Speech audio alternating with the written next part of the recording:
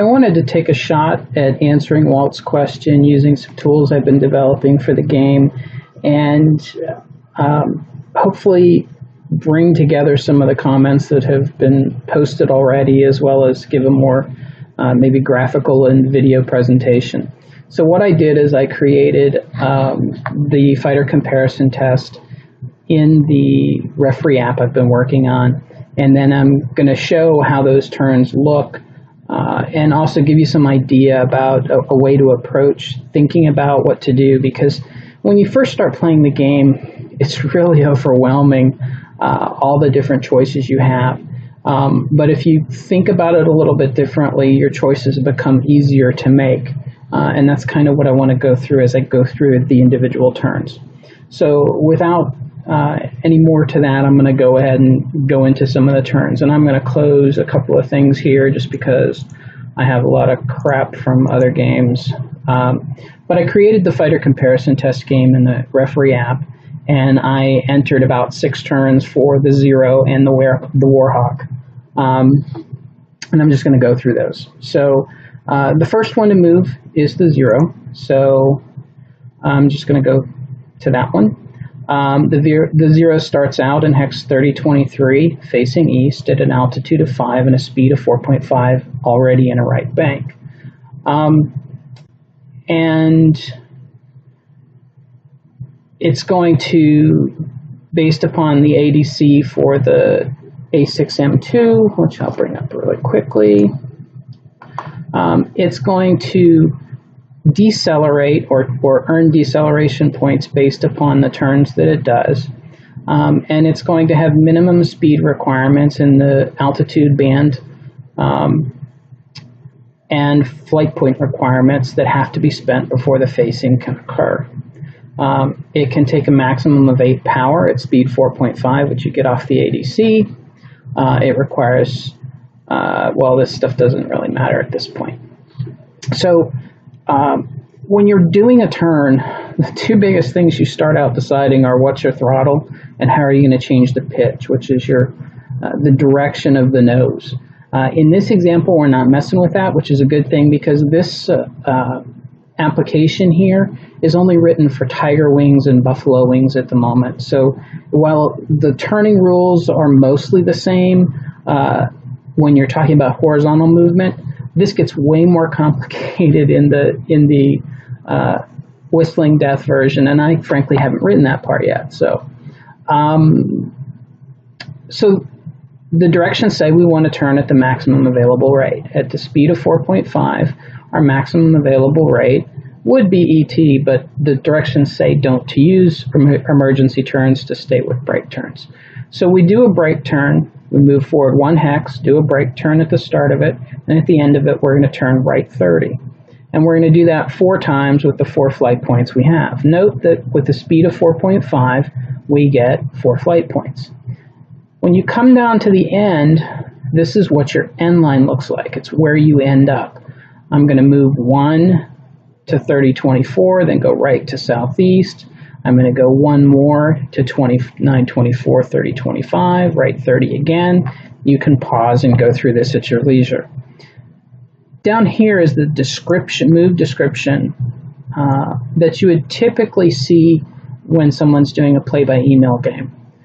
They might compress this a little bit, especially if there's multiple flight points that have to be done to meet a flight point requirement. But this is, what is the type of flight point? What maneuver are you doing? What is your accumulation of carry for it? And what is your required carry for it? And then this is not something you see a lot. I do it just because I find it's easier to make sure that the flight points are done correctly. And then once all those things are done, you take your choice of throttle and you apply your calculations for how your speed's affected by what you did. So you take your power and you add the deceleration associated with each of the turns. The deceleration is earned when you start the turn. So when this is a 1 and this is a new maneuver, you're going to apply whatever that deceleration is. And since a brake turn is 3 deceleration, we're going to do it 4 times. 1, 2, 3, 4. So the 8 power we get from our engine is subtracted from the 12 we lose for the 4 brake turns. We end up with a -4 carry. If this number goes above 5, if the absolute value of it goes over 5, then you're going to adjust your speed down in increments of 0.5. That hasn't happened yet. Now the other thing to note is you have this little plus sign here. What that means is you only used 4 points here. You have an extra ½ point of speed that you carry, and that's what this plus sign is used to signify. And you'll see in turn 2 how that gets married with the speed of 4.5 to give you 5 flight points. Okay, so the next thing I want to do is show you the P-40's turn. So I'm going to go back here and I'm going to look at the P-40. The P-40 is different. It can't take as much power. And if we open up its aircraft data card, it's a little more expensive, just a little bit, to make turns in a P-40. You also have higher minimum speed requirements. These numbers here are a matter of your speed. The aircraft doesn't matter. It's all about the physics, how large of a radius or small of a radius at a certain speed represents how many G's of pull that you have to take, and the aircraft has to be able to turn. There's really nothing that varies on this from an aircraft perspective. But these numbers, the minimum turn speed and the deceleration, do vary by aircraft, and that's really where you get the relative turning performance of an aircraft in the game. So again, you're supposed to, in the 0, make a maximum rate turn. We don't in this case. And let me just bring up, generate a map really quick so we can explain that. So I'm just going to go over to a different place because I haven't put it there yet in the turn section to generate a map. So I'm going back here and I just want to generate a map for turn 0 and 1. Okay. So I'm just going to open up that map and I'm going to move it over a little bit so that it's easier to see. Okay, so there's our map. Okay, so if I'm in the P-40, I've already seen the brake turns, so you can see here, let me just comment a little bit about what the map is doing. This S01 means at the start of turn 1, this is where 01 starts turn 1. And the first thing he does is a brake turn. These labels occur when the deceleration is incurred. So he starts a brake turn, turns right 30, goes to here, and then because he faces this direction, he falls into this hex. He goes 1, turns again, and falls into again. Now, if I'm sitting in the P-40 and I do the same flight pattern, I'm going to end up here, which is not where I want to be. My forward-facing guns want to fire at the 0, not be fired at by the 0. So you can do a couple things here. You could do 2 and then go 2 and turn, and the 0 would be in your firing arc if you were in this hex facing in the same direction, because you've turned, or you would be turning. You would have ended your turn on a you would have ended your move in a turn, which means you would have a turning firing arc. Let me just get the image up for that, because it's probably going to be easier to explain. This goes back to, and I'm just using the quick start rules here because I don't want to show anything I'm not supposed to in terms of JD's intellectual property. So when you're going straight, this is your firing arc. When you're turning, this is your firing arc. And when you end, you look at your last flight point, and if you complete a turn on the last flight point, or if you are in a turn and have carry, you use this turning arc. So essentially it goes down the center of the hex and out this edge. So if I end up here facing this the same direction, my arc goes from here all the way over to here, and the 0 is in the flight point. So I could do that, but the problem with doing that is I'm at range 2. And as you'll see very shortly, you're not going to maintain that angle long enough to make the 2 shots that you'll get worth it.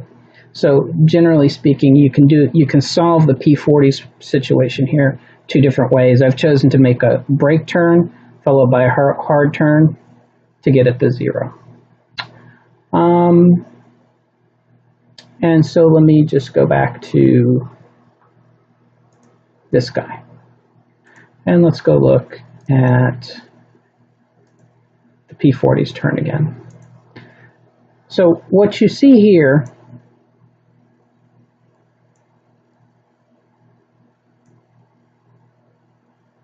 and there we go.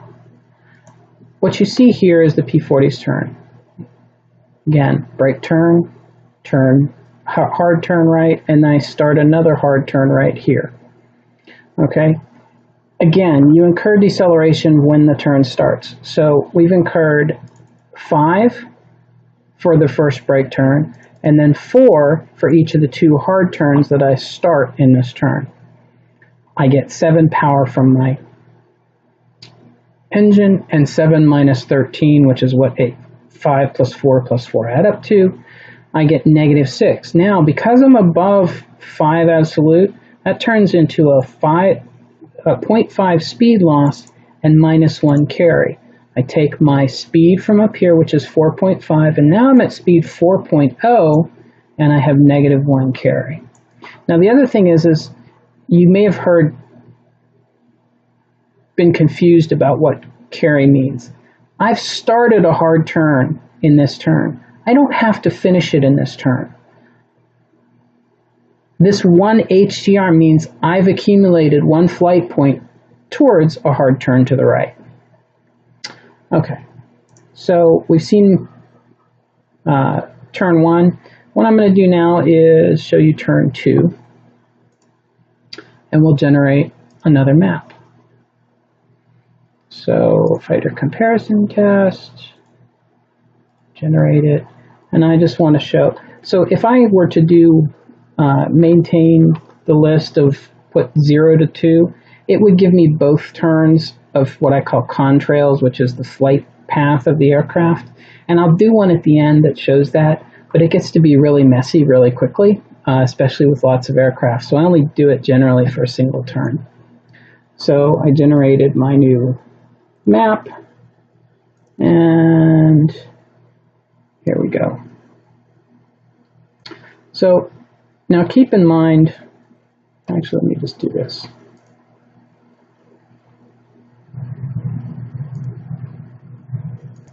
Okay, to remind you, this is where turn 1 started. Okay, we ended up in 28-24 with the P40 and 27-24 in the 0. Now, this is what it looks like on turn 2. We're going to continue turning. This is where the 0 starts, and he starts doing brake turns the whole way. So let's go look at that turn really quickly.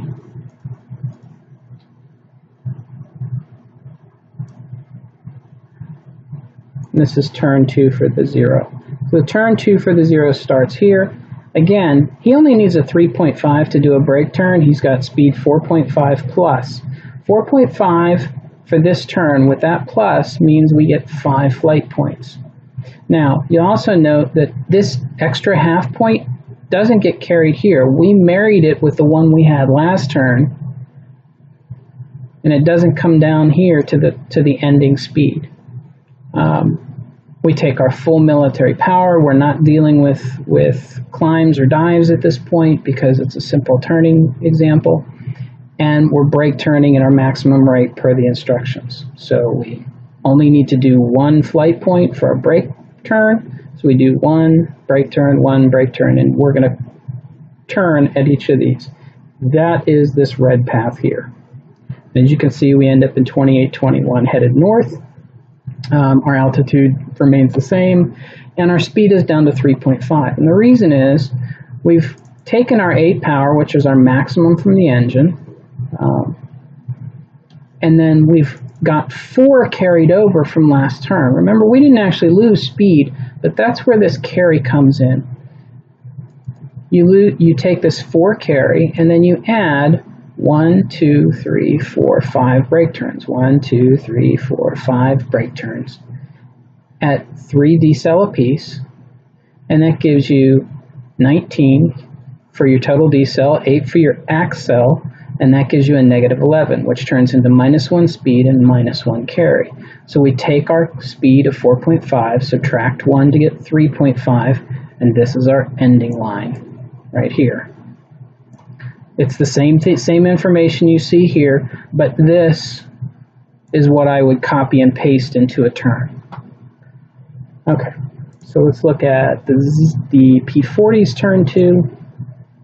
And the P40 is still able to brake turn. It starts out at a speed of 4, and so he basically does the same thing. He goes 1, brake turn, and he ends up in 25-24, or 25-22. But notice something. The 0 is already outside his firing arc. His firing arc, because he's turning, the right edge of it goes up this line of hexes, and the left edge of his firing arc goes here. The 0 is already out of it in one turn. Okay, the other thing is doing this turn has cost the P40 a lot of deceleration. Every brake turn is 5 decel instead of 3 decel.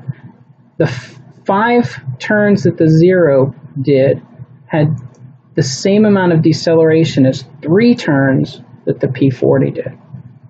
So we add in all this together, we get 7 minus 21, and he loses a whopping 14 deceleration, which turns into -1 speed and -4 carry.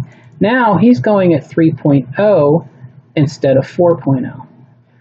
Note that the plus that we started the turn with gets carried again. You keep carrying that until you have a 0.5 to marry it to so that you can add another flight point. You could carry this potentially for 10 turns before you got a chance to use it. And then our -4 acceleration is just simply the leftover when we've adjusted in increments of 5 the speed. Okay, so that's turn 2. I'm going to go ahead and show you turn 3. On turn 3, I want you to notice something again. Here, the 0 can brake turn still, but more importantly, he can now brake turn and make 2 facings with each brake turn instead of 1. So his maximum rate turn is going to have him turning much more aggressively than the P40 is, which is what we did. We did a brake turn 60 degrees. I signify there's multiple options here, and I just chose the one that allowed me to do brake turn 60. If I tried, for instance, to try and do a brake turn 90, it would tell me I can't do that at that speed. Anyway, so we do the brake turns. Now, when you do a brake turn or any turn that has more than 30 degrees of facing, each 30-degree facing incurs this deceleration rate. So a brake turn 60 incurs 6 deceleration, not 3. If this was a brake turn 90, not that you could do it in this aircraft, if it was an emergency turn 90, for instance, we would have 12 deceleration from those 3 30-degree facing changes on the turn. Now, let's show you what that looks like in a map. Let's go to here. I really need to move this so that I can do it directly from the turn, but I haven't gotten around to it. Let's go turn 2 to 3, find out what happens in that phase, generate the map, and here we go. Okay, so this is what that turn looks like. Let's get back to the turn 3 of the 0. So he moves 1, and ordinarily if he turned, he would be facing this hex to the north-northeast. But because he did a brake turn 60, he actually turns 60 degrees and faces this direction. He goes 1, does the same thing, goes 1 and does the same thing. So now he's done a 180-degree turn, still at speed 3.5.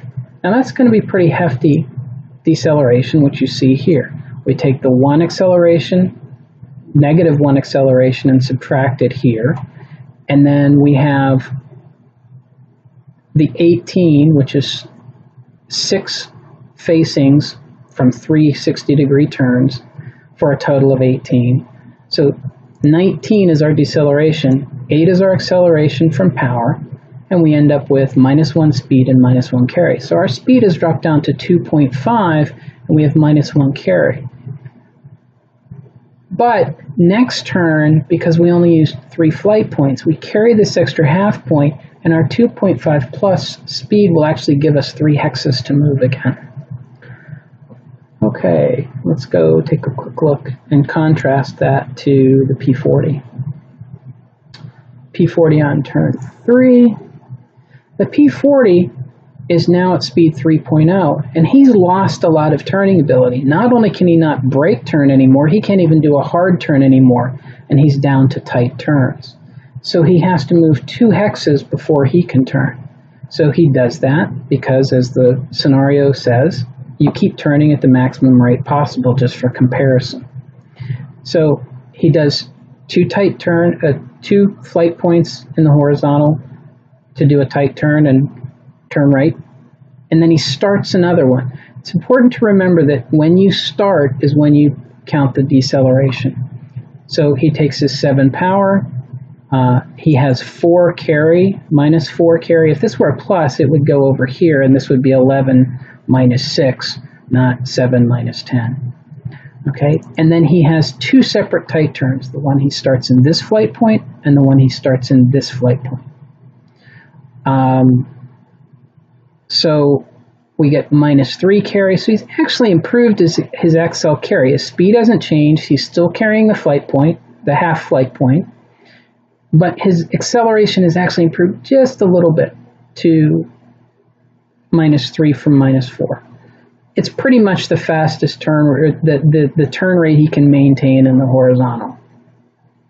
And again, keep in mind we have this one tight turn right carry, so that next turn our tight turn won't take 2 flight points, so we'll be able to move just 1 and then turn instead of moving 2 and turning. Okay, so let's go ahead and generate a map. You know what, let's not. Let's just go ahead and we'll generate the maps at the end. So let's take a look at turn 4. Turn 4 for the 0 is a good example of carry. We've got 2.5 plus, which gives us 3.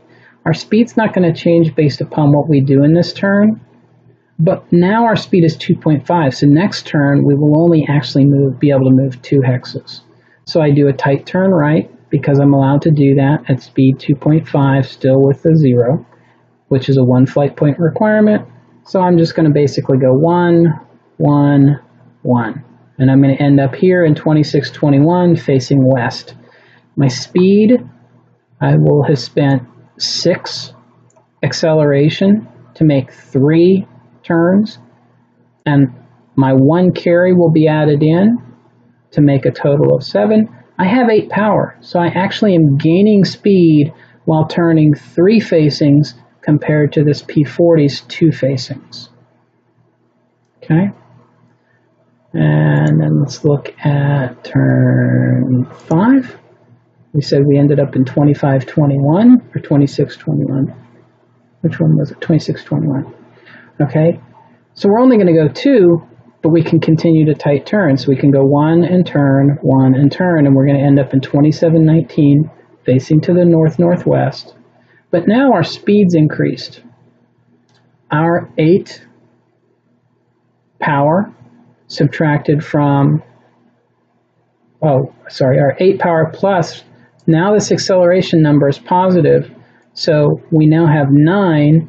We used 4 to do these 2 right turns, and now we have an extra 5, and now our speed is increasing back to 3.0 plus from 2.5. Okay, and finally, let's see, I think that was turn 5. So in turn 6, our speed is now 3.0 plus. We do 3 more tight turns, but because we're at speed 3, a tight turn now requires 2 flight point movements. So we're going to do 1 tight turn and then another tight turn that we're going to carry over. I'm sorry. delay that. We had a 1 tight turn right carry. Oh, I'm in the P40, that's why. I knew that looked weird. Let's go over here. Sorry about that. Okay. So this is the 0. We start in 2719, which is right here. We're headed north-northwest, and continuing our maximum rate turn, we go 1, turn right, go 1 to here, turn right, go 1 to here, and we're ending up in 3020 facing northeast. We've done 3 hard turns that cost us 9 acceleration. Our 8 power means we only lose 1 carry, so we maintain our speed of 3.0 plus. And that's it. So now what I'm going to do is I'm just going to go and generate a bunch of maps really quickly so that you can sort of get an idea of how this works. And show you a little semi-animation of how it's going to work. I'm going to do a map from 3 to 4. I'm going to do a map from 4 to 5. I'm going to do a map from 5 to 6. And then just for giggles, I'm going to show you the entire game to this point so you can see that. Okay, so let's close these guys. So this is back turn 1. This is our turn 2, turn 3, turn 4, turn 5, and turn 6. And now for the fun one. Here's the entire thing. And this is the lesson. This is where the P40 starts. This is where the 0 starts.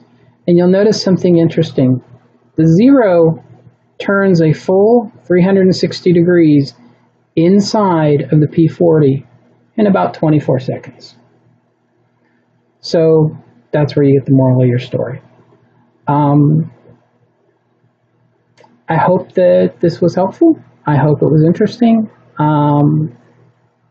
Let me know in the comments on the thread if you'd like to see more things like this.